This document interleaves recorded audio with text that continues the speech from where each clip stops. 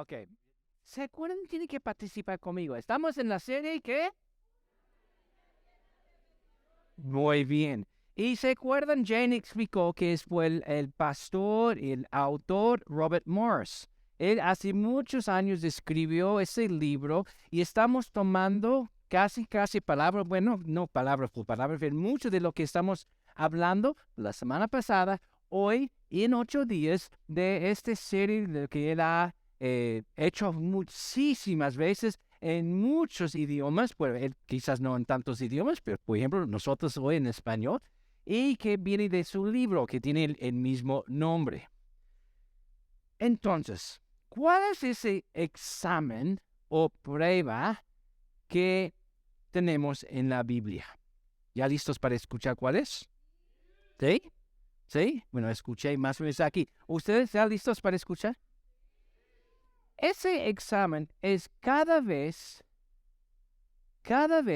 que nos pagan. Ahora sí hay silencio. Cada vez que nos pagan.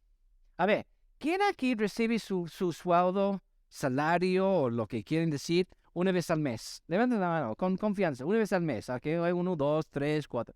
¿Quién aquí recibe su sueldo cada quincena? Ok, no veo muchas manos que están arriba. Ok, ¿quién aquí recibe su sueldo cada semana? Ok.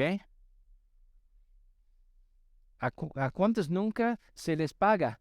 Parece que muchos de ustedes, ¿no? Los jóvenes están de... "No, Bob, hablas con mi papá, nunca me paga". No. Ahora, la mayoría de nosotros estamos recibiendo algo.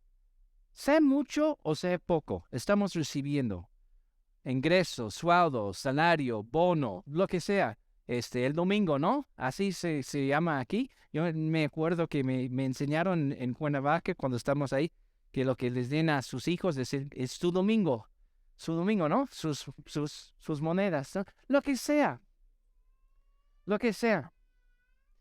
Ahora, con ese dinero, ¿a quién vas a agradecer primero por tus ingresos? Espérame. Es muy fácil que decimos la respuesta correcta, pero antes de contestar, evalúas tu corazón. ¿A quién vas a adorar con ese dinero? ¿Saben qué es la forma en lo que podemos ver cómo lo hacemos? Lo haces por la primera persona que pagas.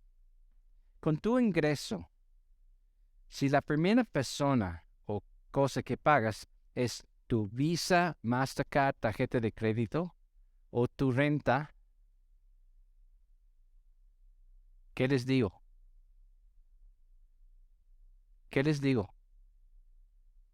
La Visa, el Mastercard, la tarjeta de crédito no puede bendecir tus finanzas. Solo Dios puede bendecir tus finanzas. Amén. ¿Están conmigo? ¿Me explico? Perdón.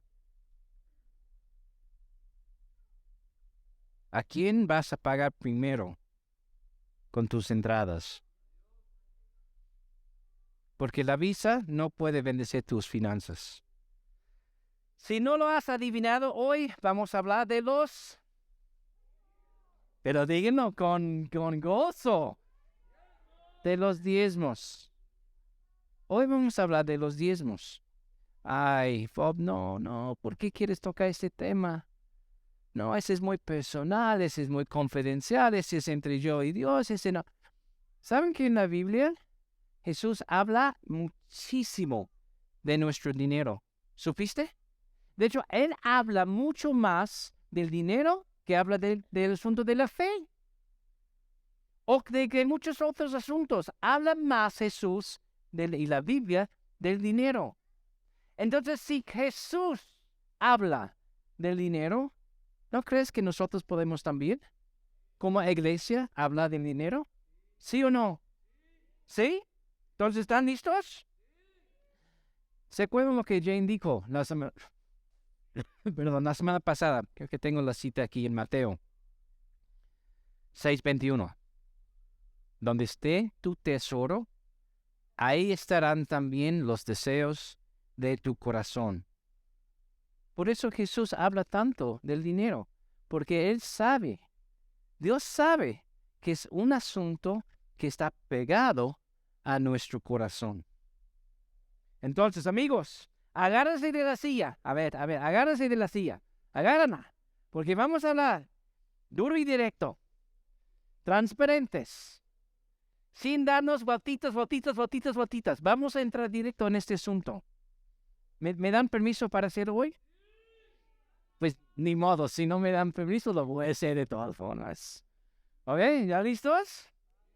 Y si estás visitando hoy, o quizás si no tienes mucho tiempo con nosotros, créeme con todo mi corazón, por lo que me acuerdo, y alguien que ha estado con nosotros por mucho tiempo me puede corregir si estoy mal, pero por lo que me acuerdo en los 10 y pico años de vida como iglesia, no hemos tomado una serie de varias semanas para hablar de las finanzas. Sí, un domingo sí hemos hablado.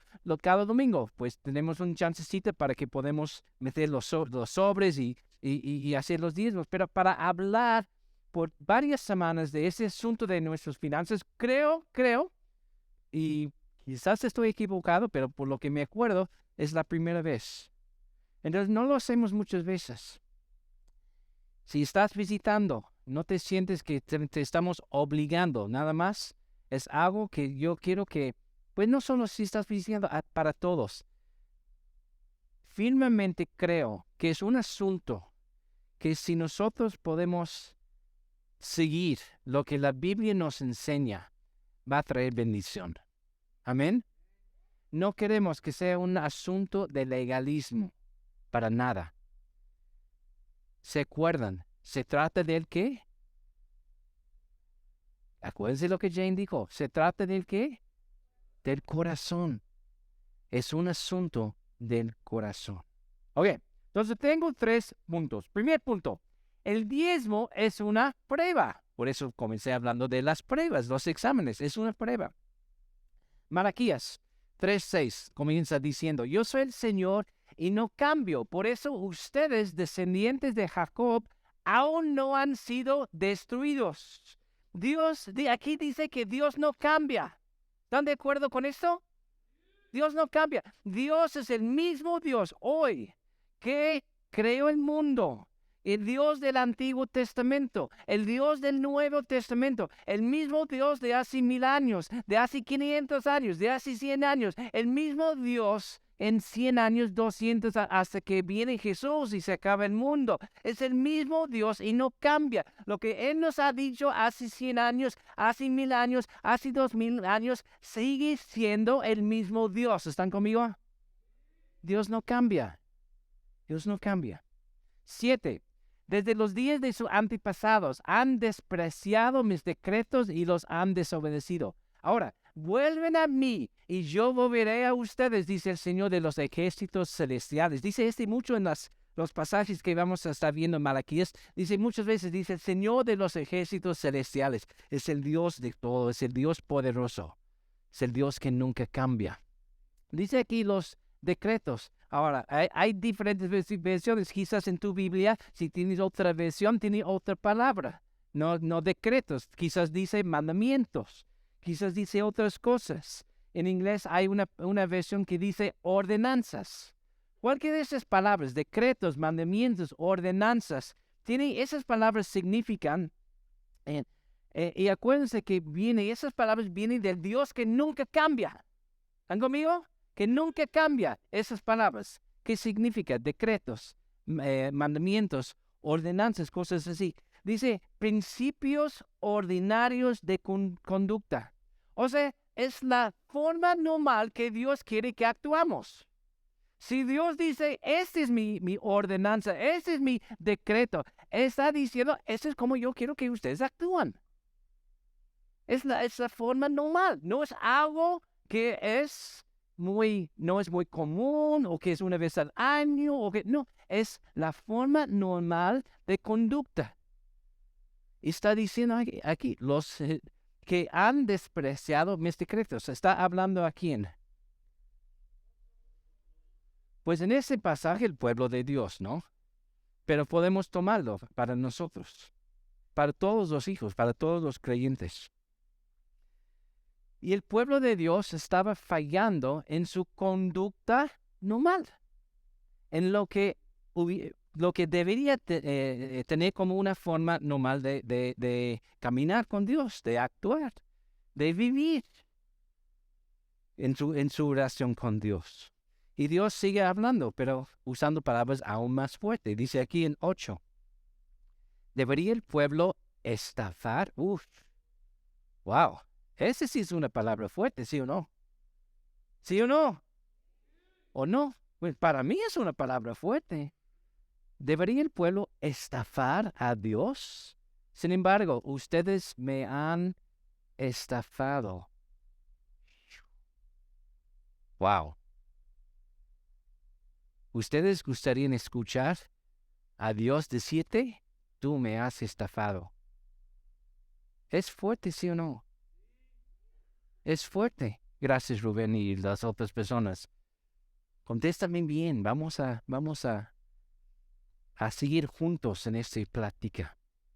Y el pueblo está diciendo, pero ¿cómo Dios? ¿Cómo lo hemos hecho? ¿Cómo te hemos estafado? ¿No?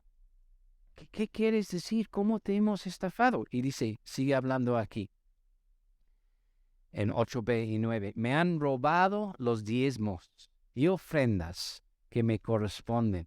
Ustedes están bajo maldición, porque toda la nación me ha estado estafando. Fíjense lo que está diciendo. Toda la nación no está diciendo nada más de una de las personas. Todo el pueblo andaba mal. ¿Haciendo qué? Pues trabajando un poquito en el día de descanso. Estaba fuerte por como estaba respondiendo aquí Dios, diciendo que ustedes están bajo maldición porque me ha estado estafando. Wow. Toda la nación estafando a Dios. ¿Y cuál es la consecuencia de estafar a Dios? Díganme ustedes. No les oigo. No les oigo. Ustedes lo están diciendo. Bajo maldición. Es lo que está diciendo aquí la palabra de Dios. Dios sigue hablando en 10. Traigan todos los diezmos al depósito del templo, o sea, la casa de Dios. ¿Están de acuerdo? Menciona varias veces casa de Dios, templo, los levitas y sacerdotes. Todo ese tiene el significado de la casa de Dios. Traigan todos los diezmos del depósito del templo para que haya suficiente comida. ¿Dónde? ¿Dónde? En la casa de Dios. ¿Estamos de acuerdo de lo que está diciendo aquí? Yo no quiero que alguien me dice, no, pero Bob, ese no es lo que está diciendo. Estamos de acuerdo. Traigan los diezmos ¿a dónde? A la casa de Dios. ¿Para que hay qué? Suficiente en la casa de Dios. Ahora, la razón número 1, si podemos investigar, y esas son estadísticas de los Estados Unidos, pero estoy segurísimo que está lo mismo en muchos otros países, incluso México, estoy seguro, ¿no? En la razón número 1 por lo cual que las personas no diezman, es que dicen que es de la ley del Antiguo Testamento. Y ya no estamos bajo de la ley en el Antiguo Testamento. ¿Ok? ¿Están conmigo? Espero que nadie aquí lo dice, pero es lo que muchos cristianos, o sea, no estoy hablando de las personas afuera en la calle, estoy hablando de los cristianos, los que van a la iglesia, que dicen, no tengo que diezmar porque es de ley, es del Antiguo Testamento. ¿No? Y podemos decir, Señor, ¿cuál es el último libro del Antiguo Testamento? ¿Qué? Ahora sí, otro prueba, ¿no? Otro examen. ¿Cuál es el último libro del Antiguo Testamento? Malaquías. Y ese es el último capítulo. Es como que, Señor, nada más ¿por qué no esperaste nada más unos versículos más? Unos 15 más y ya pon ese principio en el Nuevo Testamento. Ya no tenemos que agarrar esta excusa hasta en el Antiguo Testamento. Ponlo, Señor, unos 15, 20 versículos más tarde y ya va a estar en el Nuevo Testamento. Y si quitamos todo ese rollo, ¿no? De diciendo, es Antiguo Testamento, no tenemos que hacerlo. ¿Por qué lo hiciste, Señor, así? ¿Por qué lo pusiste ahí en Malaquías? Y yo creo que una de las razones principales es porque es una prueba para nosotros. Amén. Es una prueba. Es un examen para nosotros. ¿Se acuerdan que Dios está hablando? El mismo Dios que nunca cambia. Que nunca cambia. Y nos está preguntando. Escúcheme bien. Está preguntando, ¿me están estafando? ¿Me están estafando? Y ese ahora es para nosotros. ¿Me están estafando? ¿Cuál es el espíritu? Piensen ustedes, pensamos nosotros. ¿Cuál es el espíritu atrás, en el corazón, en la mente, de no querer devolverle a Dios lo que pertenece a Dios? El 10% de lo que es de Él, de lo que Él te ha dado, 10%. Y quizás tú dices, pues, ¿cómo que Dios me ha dado? O sea, Dios no me ha dado mi trabajo, o sea, yo gané mi trabajo, o Dios no me ha dado mi familia, o sea, yo conquisté a mi esposo, o sea, ¿cómo que voy a dar a Dios todo? O sea, Él es dueño de todo, ¿no? ¿Qué dice Dios en Job 41:11? ¿Quién me ha dado algo para que tenga que pagárselo? ¿Qué dice? Todo lo que hay debajo del cielo es mío. ¿De quién es tu coche?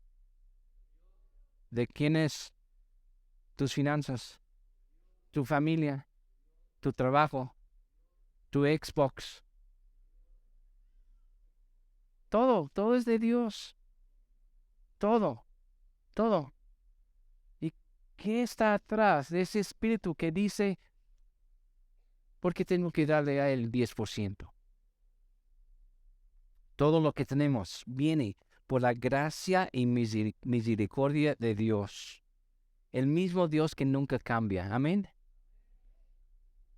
Y Dios nada más nos dice, dame 10%. Necesito 10%. ¿Por qué quieres robar a Dios de esto? Te pregunto. Y si tú estás fielmente diezmando, te felicito. Bien hecho. Pero sé que la mayoría de las personas aquí, escúchame bien, la mayoría de las personas aquí no están diezmando. ¿Cómo voy a saber? Es que no ponemos nombres en los sobres. Es que, pues a veces en las transferencias no dice nombre. ¿Cómo voy a saber? Porque así es el mundo cristiano. Así es en todas las iglesias. No somos los únicos. Todas las iglesias hay un problema de estafar a Dios. ¿Es fuerte lo que les estoy diciendo? Claro que sí. Pero les voy a decir por qué. Primero, la palabra diezmo nace de la palabra hebrea maser o masra. Y este que traduzca a diezmo o una décima parte es lo que significa diezmo. En griego es la palabra, vamos a ver si podemos anunciarlo, apodecato. Es en griego. Y estas dos palabras, tanto en hebrea y en griego, estos términos significan el pago o dádiva de una décima parte o porción. O sea, en pocas palabras, el diezmo es 10%. ¿Ok? ¿Estamos bien con esto? Para que podamos ver que no es un invento de un hombre, o sea es algo desde para ver, desde el principio en la Biblia es lo que significa. Ahora, Es muy interesante en muchas partes de la Biblia que el número 10, estamos hablando del diezmo, 10, en muchas partes de la Biblia, el número 10 significa una prueba, probar, una prueba. Ahora, les voy a mostrar, necesito que me contesten, ahora sí, ahora sí, sí participen conmigo, por favor. Entonces, gritando muy bien la respuesta. Otro examen. Ok, ¿cuántas plagas mandó Dios para probar al faraón? Ok, más o menos sacaron 8 porque pues algunos no dijeron, ¿no? Entonces, otra vez, ¿cuántas plagas? Muy bien, muy bien. Ok, ¿cuántas veces probó Dios a Israel en el desierto? ¿Eh? Muy bien, supongamos que 10, sí, digan 10. Perdón que era una pregunta un poco más, pero 10, ¿ok? Después de decir 10. Ok, ¿cuántos días fue probado Daniel? 10. ¿Vos 10? Sí, después decir 10, ¿ok? ¿Cuántos días? Ok. ¿Cuántas veces cambiaron el sueldo de Jacob? Con seguridad, 10. Leen la historia, van a ver que cambiaron su sueldo 10 veces. 10. Y cada una de estas son pruebas. Ahí van más o menos con el patrón que tenemos aquí, ¿sí? Para que les ayude con unas pistas, ¿no? ¿Cuántas vírgenes fueron probadas en Mateo 25? Ok, pero más fuerte. Muy bien. ¿Cuántos días de pruebas son mencionados en Apocalipsis? Pero más fuerte. Ok, ¿cuántos discípulos tenía Jesús? Eso sí fue una prueba. Les estoy probando con eso, ¿no? 12, sí. Ok, el número 10 está asociado con la prueba. Una prueba, un examen. Y el diezmo, el 10%, nuestro diezmo, representa la prueba definitiva del corazón del cristiano. ¿Están conmigo? Ya ahora están un poco más callados, ¿no? Es la prueba del corazón. Y también es muy interesante, y sé que ustedes han escuchado esto antes, que esta parte del diezmo en Malaquías es el único área que conozco, y algunos han dicho lo mismo, donde Dios, en la Biblia, donde Dios nos invita a probarle a Él. Entonces, es una prueba para nosotros, pero también Él nos invita, pruébenme en esto. Dice aquí en Malaquías 3:10, si lo hacen, dice el Señor de los ejércitos celestiales, les abriré las ventanas de los cielos, derramaré una bendición tan grande que no tendrán suficiente espacio para guardarla. Inténtalo. ¿Y ahora qué dice? Pónganme a prueba. Dios te está invitando, pónganme a prueba. Dice, sus cosechas, serán abundantes porque las protegeré de insectos y enfermedades. Las uvas no caerán de las vides antes de madurar, dice el Señor de los ejércitos celestiales. El primer punto, el diezmo es una prueba. Es una prueba. Y Dios nos invita a probar de Él también. La palabra probar viene en la forma de que probaron el oro para ver si era puro o no el oro. Entonces Dios te está diciendo, pruébame para ver si yo soy puro. Y te puedo garantizar, o sea, ese no es nada más 85, nada más quizás lo puedo garantizar que si pruebas a Dios en los diezmos, te vas a dar cuenta que Dios es puro. Y Dios nunca te va a fallar. Pruébame, porque quiero abrir las ventanas del cielo para ti, lo que Dios está diciendo. Cuando seamos fieles en esta prueba, Dios es fiel con nosotros también. Te invito en ese primer punto. Pruebes tu fe. Comienzas a diezmar. No nada más dale, pues lo que sobra, las monedas sueltas que tengo. Sus monedas, sus pesitos. Una pregunta. ¿Crees que el 90%, si damos 10%, nos queda 90? Ese es 90%, irá más lejos con la bendición de Dios que el 100% sin ella? No me están contestando con seguridad. Les voy a decir, ¿crees que el 90% irá más lejos con la bendición de Dios que los 100% sin ella? Es que Bob significa que tengo 10% menos para mis gastos, para cosas. Pruébalo. Te invito, pruébalo. Te vas a dar cuenta que las bendiciones que Dios te va a dar. Segundo punto, el diezmo es bíblico. Ahora, no eres una mal persona si no estás diezmando. Escúcheme bien. No quiero que nadie aquí se siente culpable, se siente que te estoy criticando. No eres una mal persona. Quizás no has entendido. O quizás has pensado que ese es un principio nada más del Antiguo Testamento en la ley. Entonces ya no estamos bajo de la ley. ¿Están conmigo?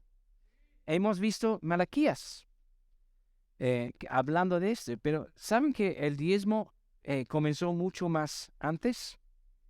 Mucho más antes de Malaquías. Algunas personas, como les estoy diciendo, piensan que no es algo para nada más para el Antiguo Testamento, nada más para la ley. Vamos a ver una cosa. Pero es un argumento tonto. Les voy a decir por qué.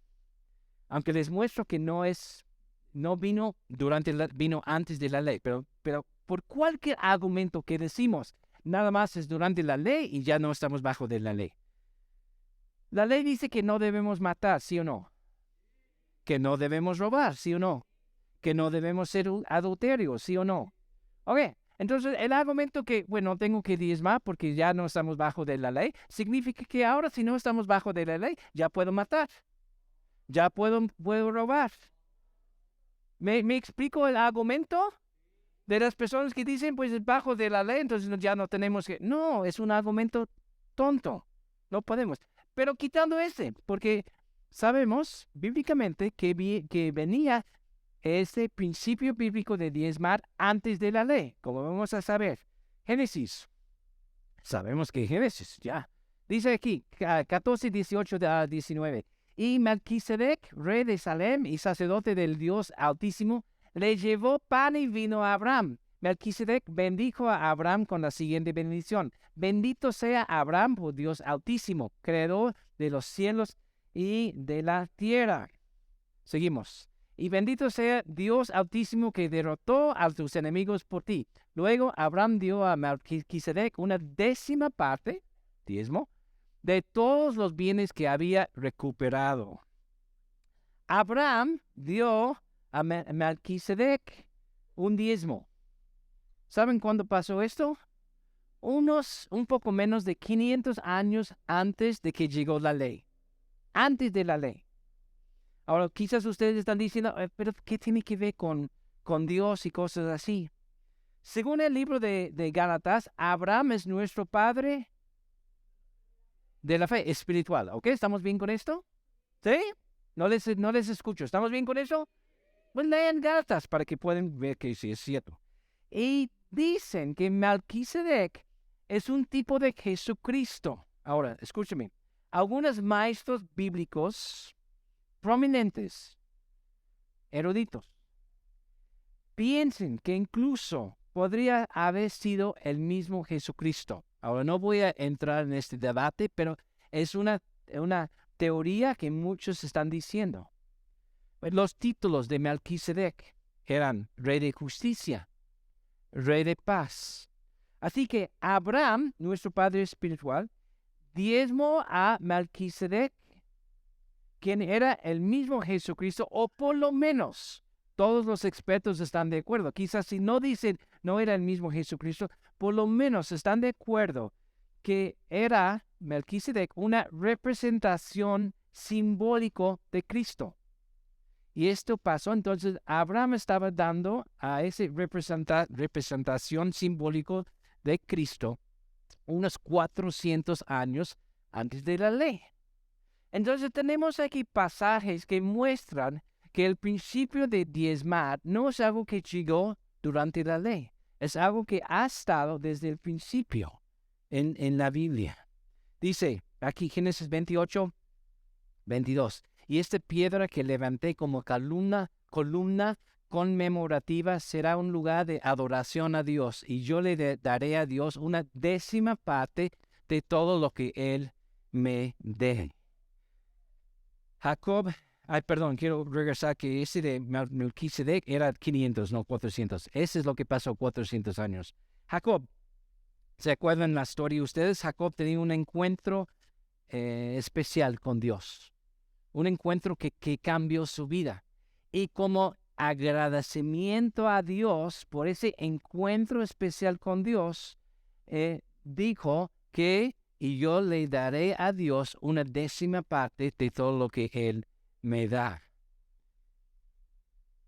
Acuérdense lo que les estamos diciendo la semana pasada y hoy, que ese asunto de las finanzas viene de un corazón agradecido, no viene de un punto legalístico, o sea, del legalismo, no, viene del corazón agradecido. Y con Jacob pasó unos 400 años antes de la ley.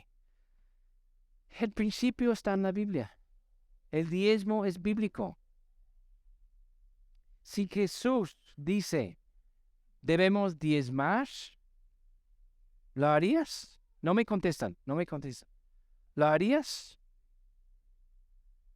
Es triste que en muchos casos hay cristianos que tienen que pensar. El que sangró, el que murió en la cruz, el que está pidiendo, y tenemos que pensar, ¿lo haré o no? Mateo 23, 23 dice, ¿qué aflicción les espera, maestros de la ley, religiosa y fariseos, hipócritas, pues se cuidan de dar el diezmo sobre el más mínimo ingreso de sus jardines de hierbas, pero pasan por alto los aspectos más importantes de la ley, la justicia, la misericordia y la fe. Es cierto que deben diezmar, ahí está, Jesús lo está diciendo, pero sin descuidar las cosas más importantes. Jesús está regañando a los fariseos, no porque no estaban diezmando, estaban diezmando, pero estaban olvidando otras cosas importantes. Estaba diciendo, hay que diezmar, claro que sí, hay que diezmar, pero sin descuidar las cuestiones vitales del corazón, de la vida, como la justicia, la misericordia y la fe. Piénsenlo en lo que hemos visto aquí. Quizás esa es la cita más, hablando de los diezmos, es la cita más asombrosa, hablando de los diezmos. Jesús mismo está afirmando el diezmo. Y la verdad, no sé cómo alguien con un corazón tierno hacia Dios, hacia Jesús, podría negarlo. El diezmo es bíblico. Tercer y último punto. El diezmo es una bendición. ¿Amén? No les oigo. ¿Amén? En 2 de Crónicas, el rey Ezequías se da cuenta de que el pueblo de Israel está pasando por una situación difícil, por un crisis económico. Y él se da cuenta que uno de los factores principales es que el pueblo no estaba diezmando. Y eso es lo que él dice aquí. 2 de Crónicas 31, comenzando en 4. Además, exigió el pueblo de Jerusalén que llevara una parte de sus bienes a los sacerdotes y levitas. En pocas palabras, a la casa de Dios. ¿Ok? ¿Están conmigo? Cuando los israelitas escucharon estos requisitos, respondieron con generosidad. Dieron la primera porción de su grano, vino nuevo, aceite de oliva, miel y de todo lo que producían sus campos. Llevaron grandes cantidades, el diezmo de todo lo que habían producido. La gente que se había mudado de Israel a Judá y la gente de Judá llevaron el diezmo de su ganado, de sus ovejas, de sus cabras y el diezmo de las cosas que habían dedicado al Señor su Dios, y las apilaron en grandes montones. Brincando un poco, cuando Ezequías y sus funcionarios fueron y vieron esos enormes montones, le dieron gracias al Señor y a su pueblo Israel. ¿De dónde vino todo esto?, preguntó Ezequías a los sacerdotes y a los levitas. Y el sumo sacerdote Azarías, de la familia de Sadoc, le contestó: desde que la gente empezó a llevar sus ofrendas al templo, o sea, desde que el rey dijo: hay que cambiar eso, muchachos, hay que hacerlo, del Señor, hemos tenido suficiente para comer y mucho de sobra. El Señor ha bendecido a su pueblo y sobre todo esto. El pueblo estaba mal. El rey viene, se da cuenta de lo que estaba pasando y dice: ok, muchachos, aquí estamos en problemas. Estamos bajo maldición. ¿Se acuerdan lo que decía en Malaquías? Bajo maldición, estamos en problemas. Entonces, lo vamos a cambiar. ¿Están de acuerdo, pueblo? Sí, lo vamos a cambiar. ¿Qué tenemos que hacer? Comenzar a diezmar. Y desde que ellos comenzaron a diezmar, las cosas cambiaron. Y comenzaron a traer las cosas a la casa de Dios. Y comenzaron a formar montones, o sea, muchas cosas. El rey viene para visitar y entra ahí y ve todos esos montones y se preocupa. Piensa: híjoles, ya hay un montón de cosas aquí. La gente tiene suficiente para comer en sus casas. O sea, él pensó que la gente estaba llevando todo y sin dejar cosas en su casa para poder vivir y comer. Y el sacerdote contesta: no, rey, lo que tú ves aquí es solo un poquito de lo que la gente tiene. Desde que comenzamos a diezmar, Dios nos ha bendecido y ha sobrado. ¿Están conmigo? Es lo que está diciendo aquí. Este pasaje ilustra los dos resultados paralelos de diezmar. Bendice primero el pueblo de Dios. Amén. La gente tenía suficiente para comer, más que suficiente. Pero también, a la vez, también bendice la casa de Dios. Trae provisión a la casa de Dios. De todo eso lo que estamos viendo, hace un énfasis en traer los diezmos a la casa de Dios. Ahora, ¿disfrutas la comida que damos aquí en Equippers? Y saben que no estoy hablando del café delicioso que tenemos de afuera, ¿no? Estoy hablando de lo que estamos haciendo. Cantando, dedicando a los bebés, bautismos, grupos Connect, todo lo que estamos haciendo en la casa de Dios, o sea, en Equippers, Ciudad de México. ¿Lo disfrutas? Si alguien dice no, pues saben que yo voy a hablar con ustedes, ¿no? ¿Lo disfrutas? ¿Sí o no? ¿Lo disfrutas? Claro que sí. Pues yo sí, mucho. Alguien tiene que pagar la cuenta. Alguien tiene que pagar la cuenta. Porque hay gastos. Imagínate que vas a un restaurante, comes bien delicioso. Ahí con tu pozole, tu coquita, tu postre, bien, y no, dame otro plato. Y ya entras con el otro plato. Toda tu familia. Y después terminando están diciendo: escapamos. Y se van, rápido, corriendo. Escapan, sin pagar la cuenta. ¿Lo harías? Claro, nadie va a decir sí aquí, ¿verdad? No, ¿verdad? No. Escúchenme. Algunos cristianos lo hacen cada domingo. Oh. Algunos cristianos lo hacen cada domingo. Vienen a la iglesia, comen la comida y se van sin pagar la cuenta. Tenemos gastos aquí. Tenemos gastos aquí. De hecho, quiero que me escuchen muy bien. Si no comenzamos a diezmar bien, como debemos, y se acuerdan, no les estoy pidiendo que den tu casa, tu coche, tus joyas. Nada más estoy pidiendo que se acuerdan la definición de los decretos, la forma, la conducta ordinaria, no mal, de un cristiano. Nada más les estoy pidiendo que seamos fieles. Caminamos como debemos caminar. Si no comenzamos a hacerlo, escúcheme bien, en unos meses tendremos que decir adiós a este lugar. ¿Te gusta estar aquí en el Salón Luz de Luna?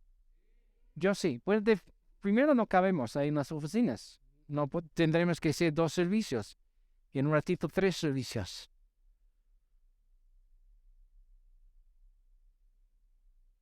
Pero si no comenzamos a ser fieles, si tú ganas 100 pesos a la semana, 10 pesos.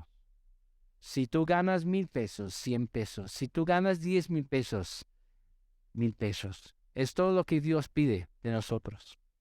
Que seamos fieles. Otra vez les pregunto, ¿han sido bendecidos en este lugar? Alguien tiene que pagar. Alguien tiene que pagar. Y quiero que tú me escuches. No es porque Dios necesita tu dinero. Dios es el dueño de todo el oro, de toda la plata, de todo. Dios no necesita tu dinero. Es porque tú necesitas diezmar por tu bien. ¿Me están escuchando? Yo y tú necesitamos diezmar por nuestro bien. Dios te dice, tengo el diezmo para probarte y para bendecirte. Porque este puede cambiar tu vida, puede cambiar tu familia, puede cambiar tus finanzas. Cuando no diezmamos, aquí va la cosa. No es a Dios quien estás dañando. Es a ti mismo. Eres tú cuando no estás diezmando. Los que diezman dicen, somos bendecidos. Si tú hablas con cualquier persona que está diezmando fielmente, seguro, 99% de las veces, quizás pero casi todos, dicen, somos bendecidos. Es el testimonio que hemos escuchado por muchos años, de muchos cristianos en todo el mundo. El que diezma dice, tiene su testimonio, soy bendecido. Los que no diezman dicen, no me puedo dar el lujo de diezmar. No puedo diezmar. Pero cuando comenzamos a diezmar, rompemos esa maldición. ¿Se acuerdan? Lo que vimos en Malaquías, bajo maldición. Cuando comenzamos a diezmar, rompemos esa maldición. Antes de comenzar la iglesia, así, pues 10 años más o menos, ya estoy terminando. Ay, sí, es tarde, perdón. Por las dedicaciones, ahí es el pretexto.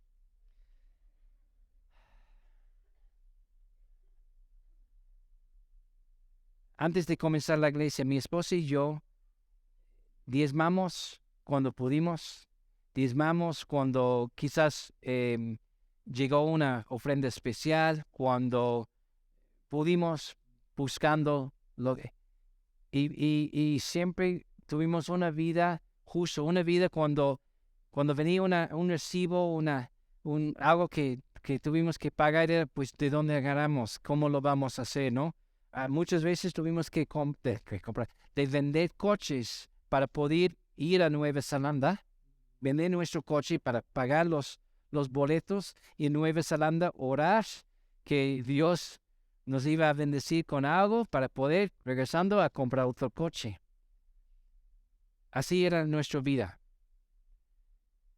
No estamos diezmando bien. Y estamos, en muchas formas, estamos bajo una maldición de las finanzas. Gracias a Dios, Dios era fiel. Aún con esto, nos ayudaba. Pero muchas veces una lucha. Y cuando comenzamos la iglesia, hace 10 años, decidimos, vamos a ser fieles con nuestro diezmo. ¿Cómo podemos ser los pastores de la iglesia si no estamos dando el testimonio, ¿no? el modelo? y comenzamos a diezmar fielmente y ser aún más generosos. Y yo les puedo testificar que esos últimos 10 años han sido los años más bendecidos para nosotros, hablando nada más de este punto, porque sabemos que no solo se trata de las cosas materiales, es una parte. Se trata de todos los aspectos de nuestra vida donde Dios nos quiere bendecir. Pero en el área de las cosas materiales, Dios comenzó a bendecirnos como nunca habíamos experimentado, hasta que pudimos comprar hace unos años un coche del año que nunca habíamos podido antes. Mi testimonio es que cuando comenzamos a decir, Dios, te voy a probar. Aquí voy a comenzar. Te voy a probar. Dios contestó. Dios ha sido y siempre va a ser fiel cuando nosotros comenzamos a diezmar. Amén.